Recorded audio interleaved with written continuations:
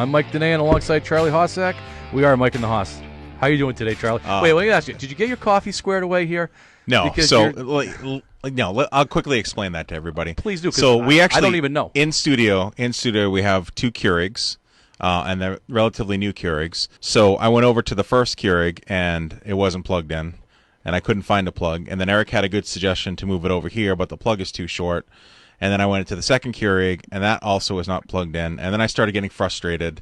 So I just said, you know what? I'm going to hold off on the caffeine. So I get to deal with you being grouchy for the next next hour. hour. No, actually, that's kind of part of the, when you said, like, when you asked me how I'm doing, I kind of reflected on what you said last week, and you said that I'm really kind of grouchy in the winter. And I've had a really good week, I think, of just trying to be positive and upbeat and saying, I don't want to be grouchy around people. That's awesome. Maybe, that's great. Yeah. But it's only Tuesday. I understand. But then a lot of people said, well, maybe you're just grouchy around Mike. And I'm like, good point. So I don't know. I mean, I don't know, but I'm doing well. I'm wife feeling will good. probably be able to figure out that that's probably the case. I'm sure that that's probably the case. And not to insult Eric Scott, our station manager, he has blessed us with these Keurigs and delicious coffee and stuff like that. But I just couldn't get it going today, and it's really my fault, no one else's fault. So next week I'll plan I wasn't accordingly. taking any blame at all. For I know that. you weren't, but I'm you certainly not moving throwing around Eric here. under the bus. No, I just looked like you were moving in. I wish looked like we had in. gone Facebook Live for this to see me carrying around a Keurig machine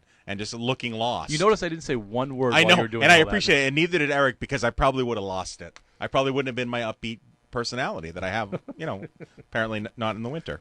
No, you don't. The season of yuck. Season of yuck. You got it. I got that. Speaking of things, one thing that I didn't say to you, that you got Facebook Live going all by yourself. Yep. You were able to flip it so that Mike and the Hoss I still don't know the code for your right iPad, way. though. I know you don't. I'm not going to say it on the air. But, yeah, you do ask me all the time. But so thank you for doing that. And the sound is hopefully good, and hopefully people that are watching can hear us. Hope so. Yeah, because normally you have me go into double and triple check, and I was not involved today. No, I was very busy you carrying weren't. around a Keurig. I'm slowly moving you out of the program. It's just going to be the Mike show. As long as I know how to run the iPad, then we're all set. Look, good. We've got playoff preview stuff today. Yes. Hockey, boys and girls hockey. Yep. See, I'm missing. Just so you, this is what I think of you. Yep. I'm missing my hockey practice today, so I could be here with you. Man, I really appreciate that. What a nice guy you are. I feel bad. Yeah, I do. I feel bad. I hear you, but they're missing you. But tomorrow night, they're not missing me. You know what's going to happen tomorrow night? The boys are getting their first win, baby. That would be nice. Yes, playoffs. It's happening. And the girls are playing tonight. They are. The girls are playing tonight down in Dover. Cool. So and very exciting. Is that televised? Live Barn. It is Live Barn? Yeah, as far as I know, I think it's Live Barn. Peter Kelly will confirm when we have him on later. Okay, and I know the hockey game, and we'll talk to Mike Potenza a little bit later, too. That is on some sort of a Facebook Live feed. That's good. He sent out the link today to anybody who wanted it. Speaking of feed, well, first, can I do two things before we get into our takes? The first is I'm a little bummed because originally my wife and I were planning on going down tonight to see the hockey game. Yes. And that kind of got shut down by the Dover Arena, which is kind of a bummer, and COVID stinks, but we know that. So I'm not going to be able to see the hockey game live, but I certainly will watch it on Live Barn. But the other day, the girls traveled up to Berlin. So Berlin has their own little sports commentators. Yes. The guys were great. Like it was like I maybe see a future for Mike and the Hoss doing something like that because they were really fun. They did a great job not only obviously with their Berlin girls but even with our Kingswood girls, and it was kind of a really cool little program. And they put starting lineups up and they had some commercials. It was a lot of fun, and the guys were great, and I thoroughly enjoyed it. It's kind of funny now that we're kind of doing this. I pay more attention kind of to the sports commentators and broadcasting and how they're doing it, and can we get any tricks from them? But I thought they did a nice job. I think that's in our future. Yeah. And we've seen with COVID that just about every single school has established some sort of a program. We've seen Plymouth does it. TB Productions in Laconia area. Yes, yeah. Valley Vision's doing it up in the Conway area. Yep. Maybe it's Mike and the Hoss's time. Maybe it's our time, and we'll carry on WASR and keep Eric happy. That'd be great. Do you want to go first, or is that my turn this week? I don't know. Why don't you go first? Go ahead. All right. Well, I don't know if this is going to be a popular opinion in town, especially with the voting coming up soon and stuff like that. But I basically my take today is that it is beyond time for the Pop Whalen Arena to be upgraded. Mm-hmm. Now I say that being thankful that we have an arena that is in town. Right. I'm not selling that short in any way. Right. I am very happy that we have an arena. We didn't always have an arena that's only roughly 30, 35 years old, give or take. Sure. But unfortunately, most arenas in our state has passed us. Right. And Pop Whalen is widely considered to be one of the worst arenas in the state. Mm-hmm. And there's various reasons for that. It's the coldest. It is definitely considered to be the coldest. I agree with that. There's a arena down in Durham that's outside and it's still warmer than the Pop Whalen. Yeah, it's funny because a lot of the coaches will joke, "I'm going to go outside to warm up." Yeah. It's very difficult as a fan to watch the game. You pretty much only can stand on the glass. Yeah. There's a set of bleachers. Some bleachers, but certainly nowhere to sit down. The locker rooms are tragic at this point compared to anything that's relatively new or something that's been modernized. Right. The equipment is outdated. We ran into a problem earlier this year where the chiller broke or something like that. Yeah. And that chiller is the same chiller that's been around since the beginning of the arena. Mm-hmm. So it's time to put them. And the roof leaks. The roof leaks. Yeah. An upgrade was done a little while ago to put in irrigation into the like a sprinkler system for safety purposes. Right. We do have Live Barn there, so there are some things that have happened. Yeah. But when we think of all the beautiful facilities that Wolfeboro, Tuftonboro, and so on have to offer, we got a new library in Tuftonboro, we got a new library in Wolfeboro. Right. We have a new hospital. We've got new schools. We do. So everything's new around. We have Abenaki Ski Lodge. It's beautiful. It's beautiful. Yeah. Maybe it's now time for the citizens of the area to start taking a look at the facility of the ice rink because a lot of people are using that. It's not just kids. Right. There's curling that is happening there. Yep. And I mean, you got public skating, you got all sorts of things. I mean, back in the day, I think they had birthday parties and things like that. You could get men's hockey leagues going. One of the things I don't disagree with you, Mike. I think it's essentially it's like the Wolfeboro eyesore. And I've spent a lot of time now, of course, now that my kid plays hockey, being around the facility and getting to see some of the nicer facilities in the state. That's also something that they could potentially keep open year-round. Well, you were just up in Berlin. Yeah. And the Notre Dame Arena up in Berlin was, it's been around forever. For a long time. Yeah. I mean, the roof collapsed for crying out loud. So it's gone through its upgrades. It recently went through a major renovation. Mm-hmm.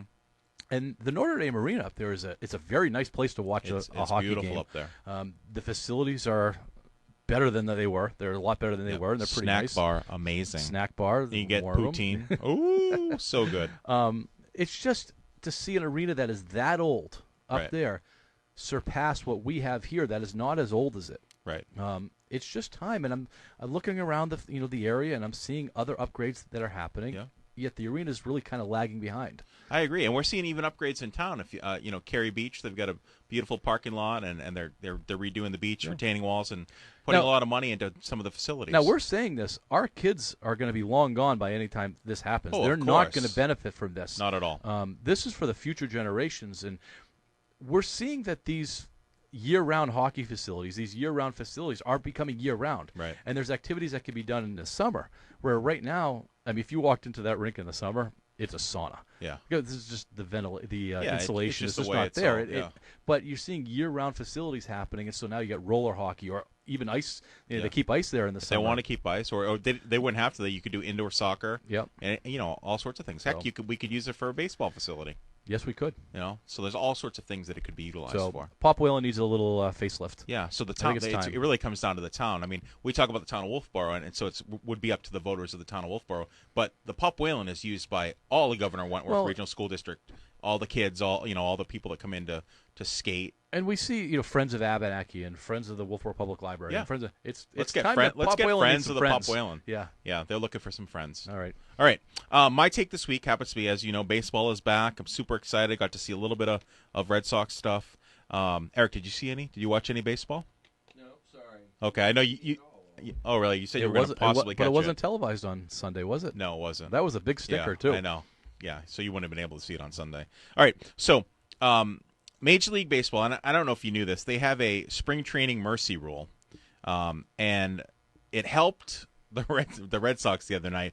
But basically what it says is that this spring training mercy rule says that as long as your pitcher has thrown 20 pitches, regardless of the situation, you can end the inning, which is, for me, These are professional baseball players that, if this were Cal Ripken and we had the mercy rule of 5 runs and this and that, I totally get it if you're kids. But as professional athletes, having a mercy rule is the most ridiculous thing that I've ever heard. And advocates of the rule say, well, they don't want the pitchers to overexert themselves or have the warm-up pitchers, the pitchers in the bullpen, get in too quickly.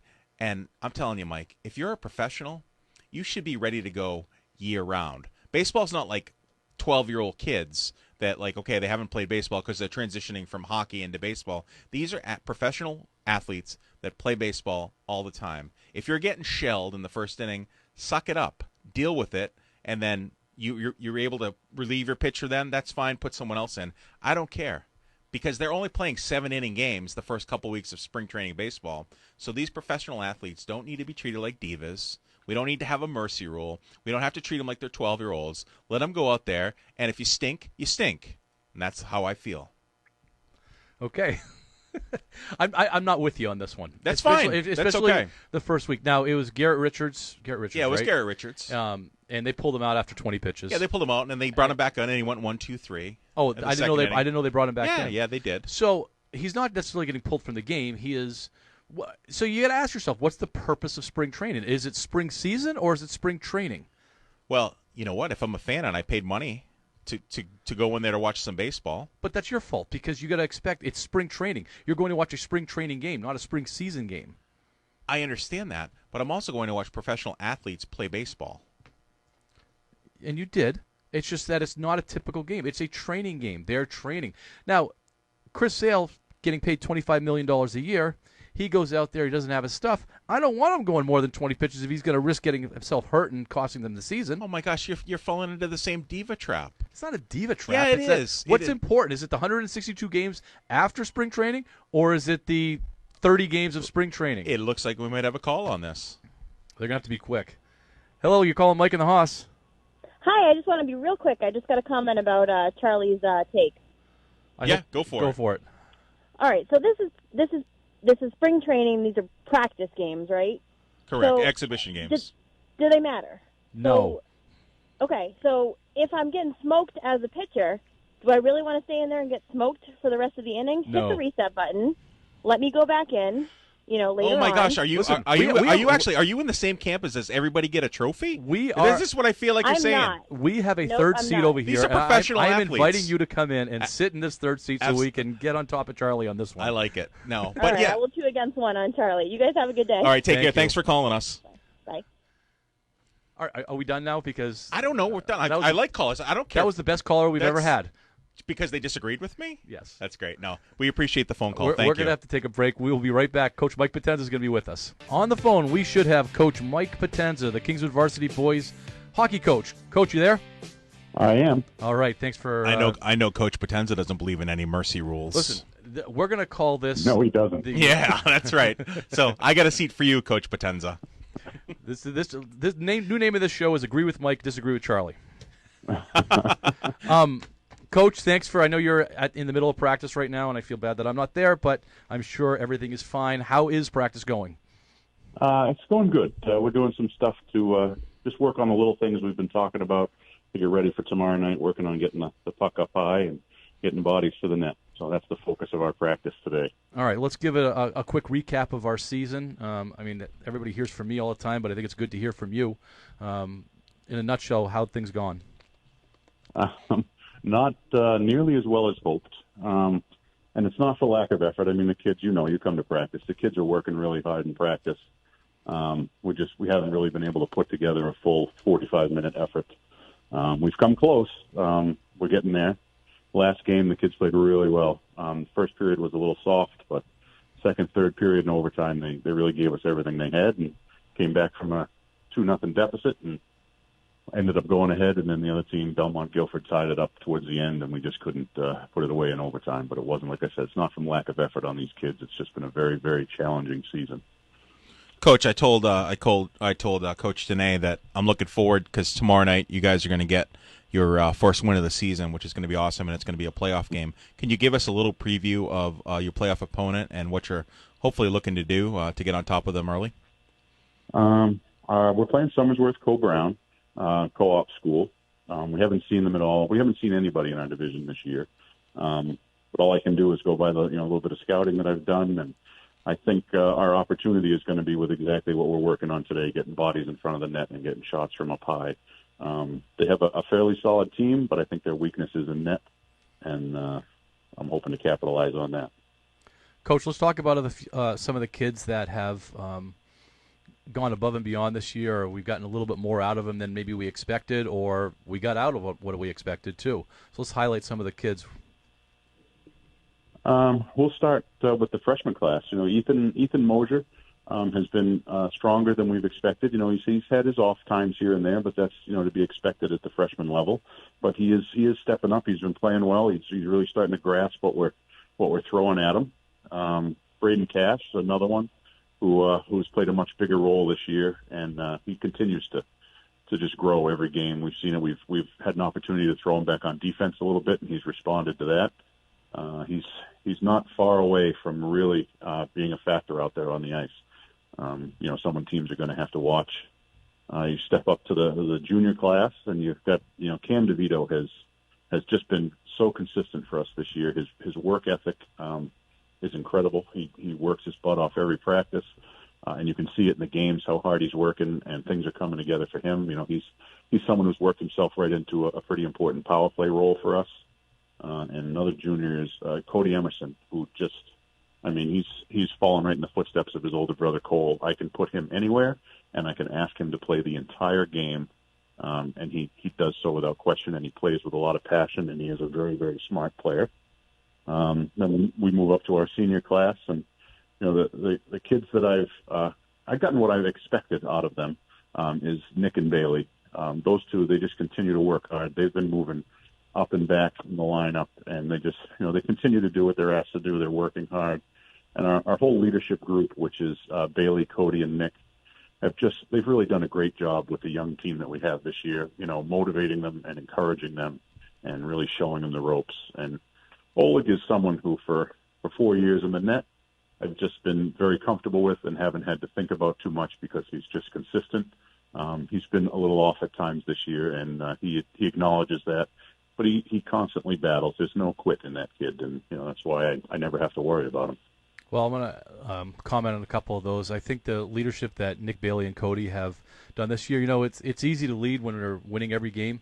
It's not as easy to lead when you're not winning every game, as we've gone through over the past month. And they've done a nice job keeping the kids upbeat.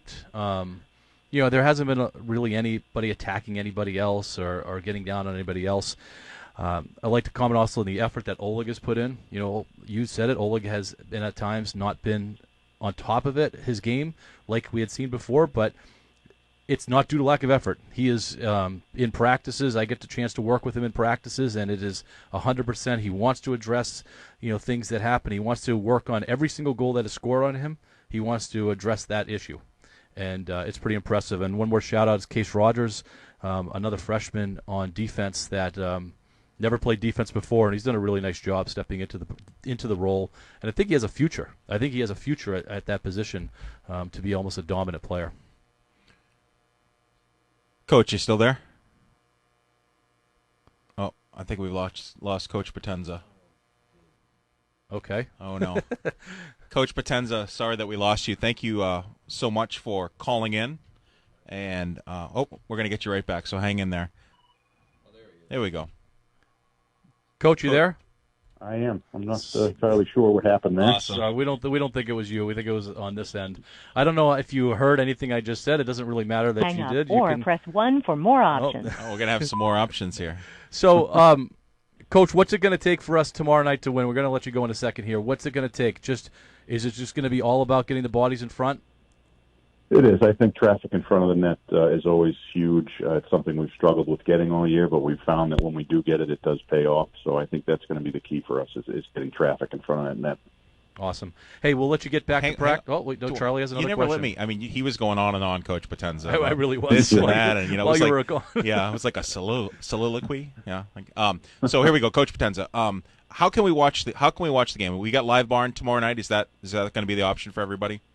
Live Barn is an option. I've been communicating with the Somersworth coach, Shane Maurice, and he has sent me a link. If you go to I guess the Somersworth Co-Brown hockey page on Facebook. Okay.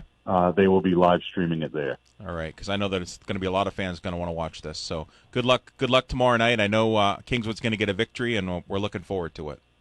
Yeah, it should be a good time. I'm also looking forward to getting a W here. All right, thanks, Coach. We'll talk to you soon. Take Take care. All righty. Bye-bye.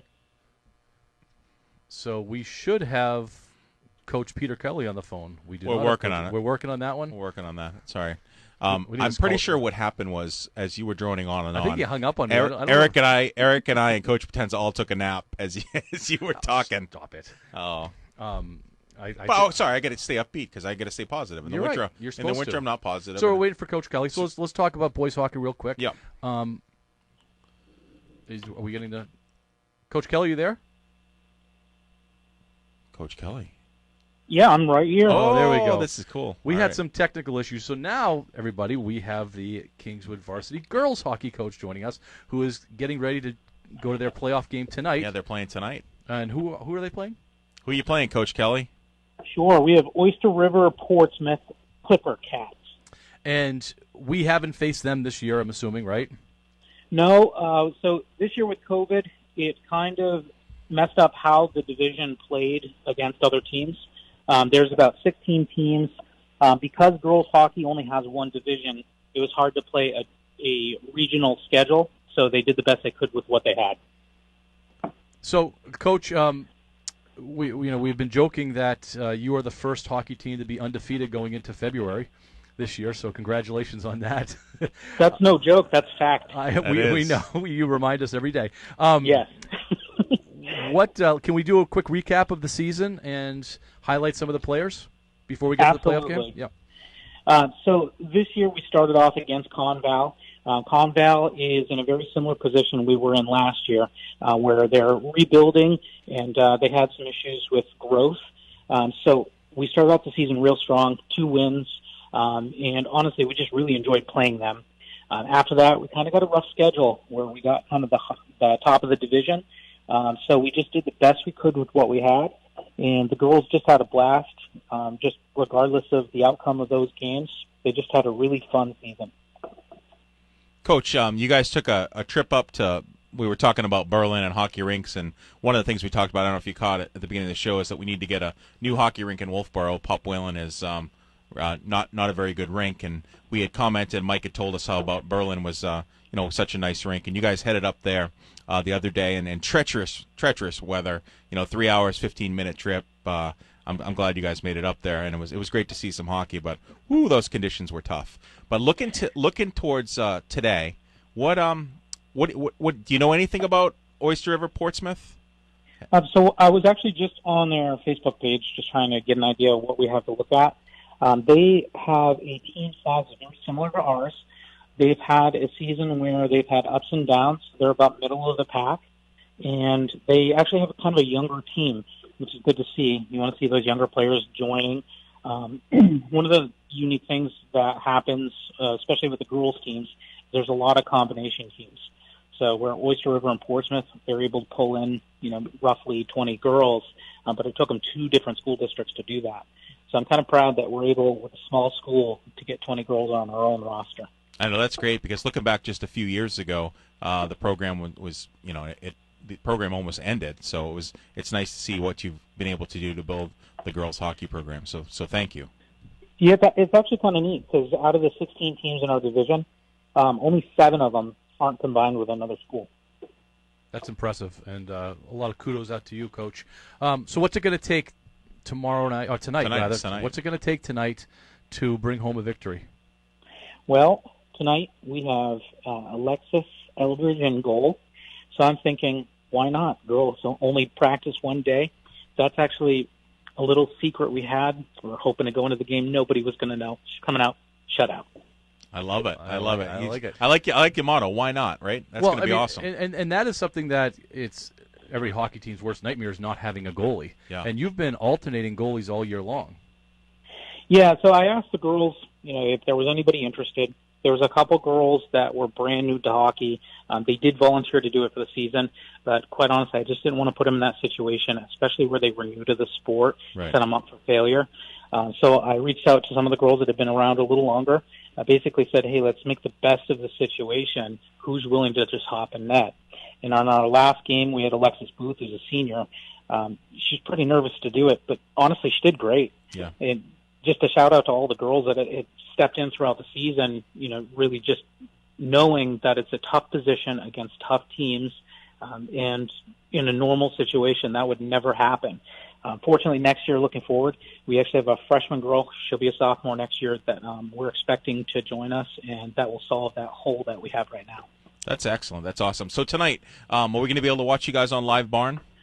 So there is Live Barn at the Dover Ice Arena, and if you're able to find the Facebook page, Oyster River, actually, Portsmouth, they are live streaming, I believe, on their Facebook. Awesome. Great. Well, Coach, good luck tonight. Hopefully you guys can get a victory, and it's always great to talk to you, and it's always awesome to talk about the girls' hockey team. Thank you very much for having me. All right, good luck, Coach. Take care. Some tryout announcements. Back by Hockey is doing their second days of tryouts today. Awesome. So that's going on right now. Tonight. So tonight. So it's not too late. Tonight is Bantams, which are 14 and under, and the girls. All the girls pro night. So it is not too late. The girls are at 6 p.m. and the boys are the band ages are at 7:30. And then the Wolves, we talked about them next week, or March 15th. Is March 15th next week? No, it's 2 weeks. No, 2 weeks. 2 weeks. March 15th, March 16th, March 17th. Yep, March 15th is a Monday. Yep, and you can go on to the New England Wolves website or the Back Bay Hockey website to find out the exact times. So it is tryout season for hockey. One of the things that I was oh, you know what? It doesn't matter at this point. Let's move on to the next topic. So the next topic is your Boston Celtics. Oh my gosh, I hope Bob Terrio is listening. He always sends some great response about why you're wasting your time talking about the Celtics. Right, I think he just clicked off. As soon as we say Celtics, he clicks off. He's gone. Bye, Bob. You can come back at around 5:15, Bob. We'll be on with something else. Celtics, your Celtics are 17-17. Yep. And I had put down they beat Indiana the other night. And I said, does it mean anything? Yeah, I don't think it does, but it's interesting because people that know more than we do are saying, oh my gosh, this saved the Celtics season. I'm like, it was the Indiana Pacers. Like, let's relax. It didn't save the Celtics season. They're now a 500 team. I'm not excited. I went from NBA Finals, right, to you were way up I'm there. really feeling beat up right now. I'm going to defend the Celtics, which is it's rare. It's rare. This is great. I should record this. It is being recorded. Oh, good. I've been commenting that the Celtics are closer to 14th place than they are to first place. They're within a game of third place. They are. So they're certainly not out of it. Yeah, I mean the East isn't super strong. No, and I think that there is hope for them to fix things. Yeah. A big trade. We've seen some things run across the wire, some trade possibilities. Nothing really excites me. I don't think anything's earth-shattering. But I think the Celtics are still alive by all means because they're not 6, 7, 8 games out. Mm-hmm. If they win, they're in fourth place. If they lose, they're in ninth. Right. It's that kind of season. Yeah. Now, they could easily miss the playoffs, which is the scary part. That is scary. If they go on another losing streak you like lose they 3 just or did, 4, then they're in trouble. Are you happy with Jason Tatum right now? No, I'm not. And I think we alluded to that a little bit last show, that I'm not super happy with Tatum because, as you said, Jaylen Brown is the one that's saying all the right things, kind of becoming the leader of the team, and Tatum is just kind of going out there. Jason Tatum is an all-star starter now. He is now a starter. I did see that. He is considered one of the top 5 guys in the East. Yep. Theoretically. He got in there because it was default. Yeah. Default, but still, he's still a starter. He's a starter. Yeah. So he's averaging 25 plus a game. He is. He's averaging, and that's a stat we'll come back to in a second. But I think he thinks he's made it, and he's not quite there. I think I've heard that before. Yeah. But here's some interesting fact for you. Tatum and Brown. Wait, before you get to that, yeah. I think this All-Star game is going to ruin Jason Tatum even more than he's already ruined. His head's going to get bigger and bigger and bigger. It already doesn't fit through the door. Right. And his tires keep getting pumped up. Mm-hmm. And he's getting these commercials. He's in Ruffles. He's in Chipotle or Doritos or whatever he's doing. And he's not winning basketball games. Right. He's scoring his 25. He's getting his 5 or 6 assists. He's not winning basketball games. And that's a problem where he has made it in his eyes. Yeah, he has made it. And he wants all the accolades of of a LeBron or a Jordan. He thinks that he's the commercial guy. He is the face. Right. His brand is going, but he hasn't won. He hasn't at all. And that's not a good scenario for somebody like that. I am worried that he's falling into the path of like an Antoine Walker. Oh boy. I know, Yeah. but I remember back in the early 2000s, 2003, 2004, maybe even earlier than that, where the Celtics made it to the Eastern Conference Finals. They played New Jersey. They had no business getting there, but Right. they made it to the Eastern Conference Finals. Yep. And New Jersey ended up going on and winning. And that's when the little shaking dancing Yeah, you started. yeah. And he started throwing up threes from everywhere. He Yeah. stopped getting to the basket, started throwing up threes Half from court, everywhere. shoot a three. And it was more about his brand. He was doing commercials. Right. And the Celtics stopped winning. And they stopped winning fast Yes. when that happened. And Paul Pierce wasn't enough to keep the Celtics afloat because Pierce was playing then too. I'm fearing that we're running into the same situation with Tatum and Brown, that I can almost see in 3 or 4 years. So Brown is Paul Pierce. Brown Jason sticks Tatum's Antoine Walker. Yep, and that Tatum's gone. So my point is, I think it's time that we make a move on Jason Tatum while his stock is high. He is an Eastern Conference, or I don't know how they do it now. He's a starter, Team he's LeBron or whatever team he's on now. He is a starter for the All-Star team. Right. Right. His stock couldn't be any higher than it is right now. So He's make a move now? 21 years old, get everything. Get Danny on the phone right now. Danny, make a move. I want picks. I want players. I want everything. Yeah, I hear I you. want Zion. I know you do. You're talking about that. So, interesting fact, and I know you've seen this, but Tatum and Brown averaged 25 points per game. But the last time that this happened on the Celtics, it was Bird and McHale back in 86 and 87. They averaged 25 points per game, which I find interesting because you think, 1986, 1987 was forever ago. And this is the one of the greatest teams that ever played. Absolutely, and this is now Tatum and Brown are doing it. And then my question for you, and I guess it's more rhetorical because I guess I know the answer. But Kemba Walker, is he worth $35 million?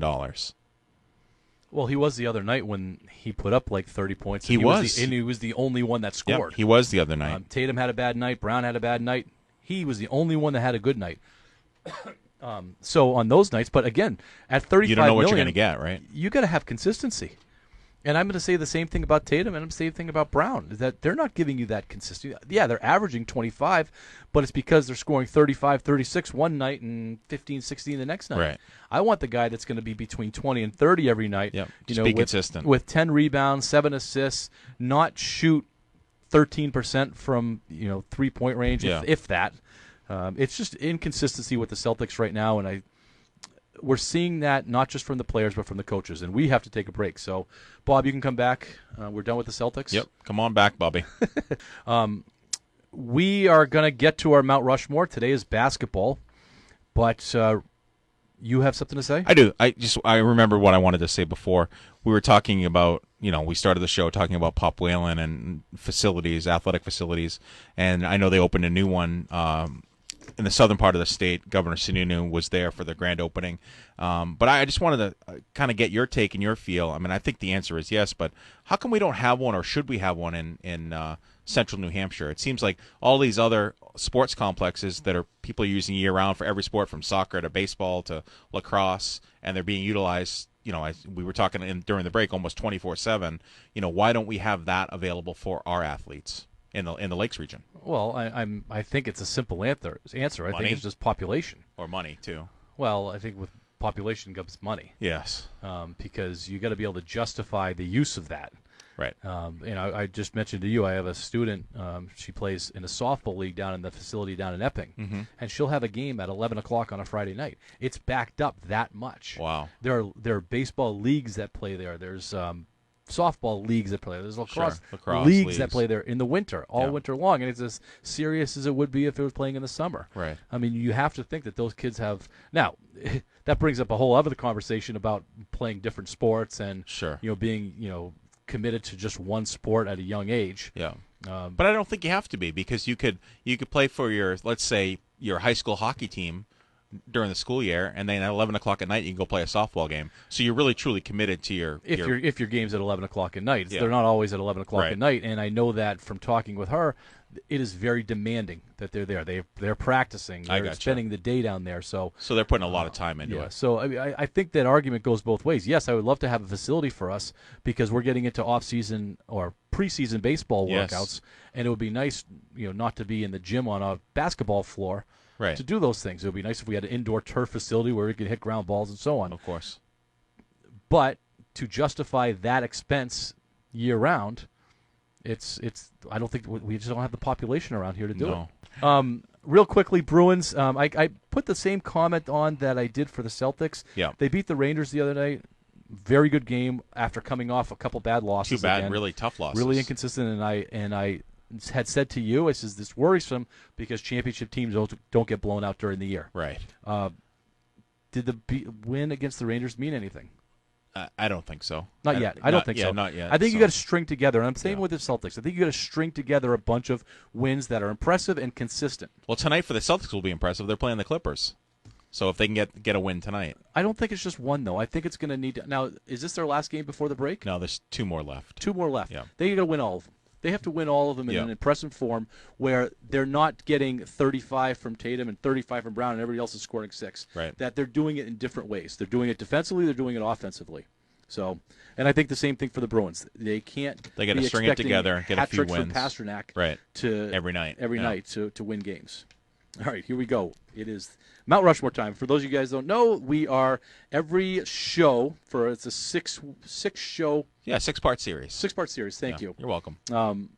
We are choosing the 4 best players in our minds that go beyond the sport that.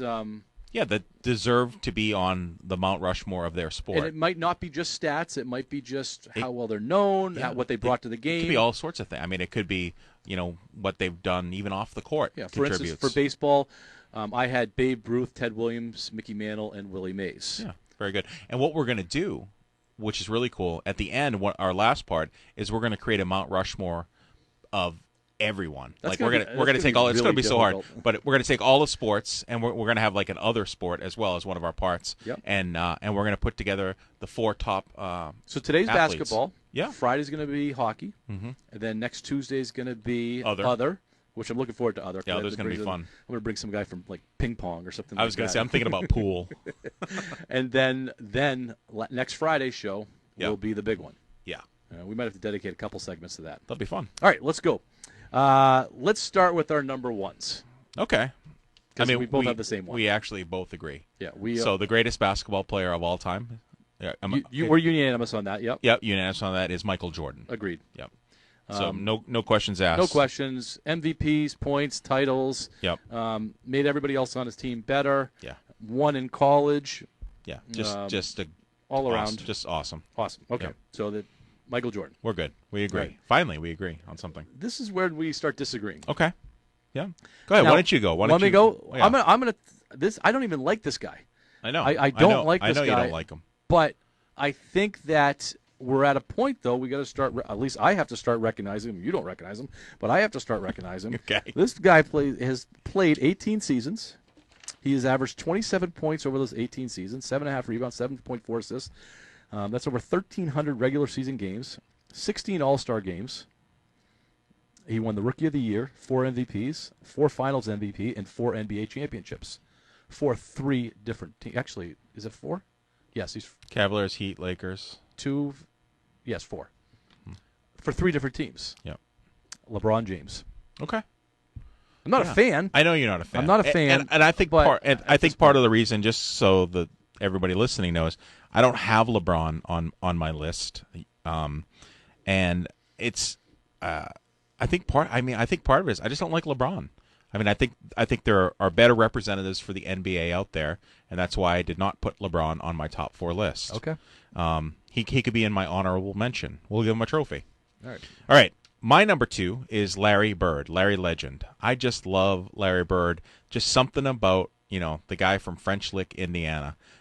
Played 13 seasons for the Celtics, 24.3 points that he averaged. He won Rookie of the Year, 3 MVP awards, 2 Finals MVP awards, 3 NBA championships. He was the Celtics. But the other thing is, similar to Michael Jordan, he made those other guys better. He made Robert Parrish better, Kevin McHale, Dennis Johnson. He just made the others around him better. So Larry Legend is my number 2. I will still watch old Celtics highlights when they're showing Bird. Nesson will do it, or CNBC or whatever it is. And watching what he did in a game. He played one game left-handed. Yeah. They had that on the other night. Mm-hmm. He played one game left-handed. The passing that he would do, and the clutch. The clutch. So not clutch. just shooting, though. Yeah. Just to make the play, the steal or whatever. Yeah. One of my favorite things, when they won the title, and maybe it was 83 or whatever, when the crowd, they're at the Garden, and the crowd comes on, and he becomes a fullback, and he's trying to get to the locker room, and he's on the opposite side of the court from the locker room, and he starts running over guys and just arms down, and he starts pounding on and just working us through it. It was pretty. I guess it's scary. Neither one of us have ever dealt with that, but it's probably pretty scary when you're somebody like Larry Bird and all these people coming on, drunk guys coming out of the stands in Boston at the time. Crazy. So, all right, my number 3. Larry Bird. Larry Bird. Yeah. So I agree with everything you said. Yep. And one of we keep coming back to it. To me, what makes a great player is somebody who makes the other guys on the team better. Right. And I think Larry Bird, and probably what my next one's going to be, we're known for that. Yeah, well, why don't you can go, because your next one is the same as mine. So I had a tough time on the next one, actually. And so I was choosing between, because we only can choose 4, and I think unless you've tried this activity, it's hard to do. It really is. And you sit there and stare, and you change your mind a lot. And so I was debating between Kareem Abdul-Jabbar, Bill Russell, and Magic Johnson. Right. And thinking about, okay, who's going to be on that mountain that's face embodied the best of the NBA? Mm-hmm. And if you say Bill Russell, you're not wrong. If you say Kareem Abdul-Jabbar, you're not wrong. I'm going with Magic Johnson. Yeah. And my reasoning is pretty much the same as far as with that's not a phone call for us. My reason is the same with Larry Bird. He made everybody else better. He did. So, Magic Johnson played 13 seasons for the Lakers, averaged 19.5 points, was not that spectacular. 11.2 assists is pretty legit. Yeah. 7.2 rebounds. Selected to 11 All-Star games, 3 MVP awards, 3 Finals MVP, and 5 NBA championships. So he wins, and I think even more importantly, as you said, he makes the others around him better.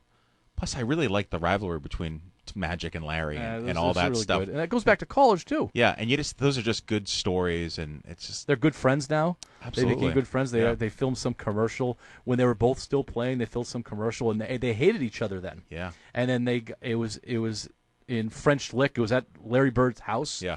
And so he invited Magic into his house, and his mother was still living there, and she made him like French toast or whatever did. Yeah. Whatever they eat in Indiana. Yeah. And it's just a cool story. And I think the Bird Magic thing, when Bird retired, remember Magic came to the retirement and pulled off his jersey and had a Celtics jersey underneath. On. Yeah. So it's good stories. It's a great story, and a feel-good story. All right, what do you got for number 4? Who's your 4th? Magic Johnson.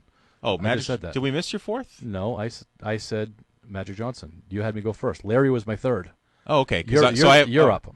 Oh, okay. So I have Michael Jordan as my 1, Larry Bird is my number 2, Magic Johnson is my number 3. Did you do a 4th? Apparently, I'm not paying attention to you. So I got you. So you have Jordan, LeBron, Larry, and Magic. Yes. Okay. My 4th is Kareem Abdul-Jabbar. I didn't realize this. 20 seasons. He played 20 seasons for the Lakers and the Bucks, averaging almost 25 points a game. Of course, almost over 11 rebounds per game. Over 1,500 games played, 19 All-Star games, Rookie of the Year award, 6 MVP awards, 2 Finals MVP, 6 NBA championships, the sweetest skyhook known to man. Kareem Abdul-Jabbar, to me, was just like awesome. And that's why, for me, he made others better. He got to play with Magic as well, and that was that whole era of basketball that there's just something special about that time. I'm not going to disagree with you. Yeah. I mean, obviously Kareem was one of my finalists too. What he did in college, I don't think he lost in college. Yeah, that's I crazy. don't think he lost. He was played for John Wooden for UCLA. Yeah. No, The I don't pyramid, think you right? can go. I don't think you can go wrong. Yeah, the pyramid. The pyramid, yes. Yeah. Tim Quinney. Tim Quinney I don't know would if Tim, always. I don't know if Tim's listening. If but Tim he was listens, but yeah, big fan. Yeah, the pyramid of success. Yeah, it was actually. I think it's still on my bulletin board. Tim gave it to me, and I think it's on my bulletin board. Cool. Others that I consider Tim Duncan. Yeah. If you read the stats on Tim Duncan, he's legit stats comparably to everybody in here. 5 titles. Yeah. MVPs. But I wouldn't put him on the Mount Rushmore. No. Jerry West. Yeah. He's the NBA logo. For now. Yeah. For now, because they're pushing maybe for Kobe. What do you think about that? I'm okay with that. The only thing that I'm not okay with it is Kyrie is talking about it. I think if they had someone else talk about it, but I'm always been. I feel the same exact way. Anything that Kyrie's on board with, I'm off. I've always been a Kobe fan. I think Kobe's great. He's good for basketball. But as long as someone else other than Kyrie pushes it, I'll support it. The hardest one on here that I left off for me was Bill Russell. Yeah. So many titles as a player, titles as a coach. Mm-hmm. I'm just not sure that the NBA was, what the NBA is now, or even. I mean, I don't know if that team wins 11 titles, playing in today's age when there's 30 other teams. Yeah. Compared to 6 other teams. That's a good point. So it's not a knock on Bill Russell. So not at all. Don't we take love it Bill that Russell. way. All right. Have a great week.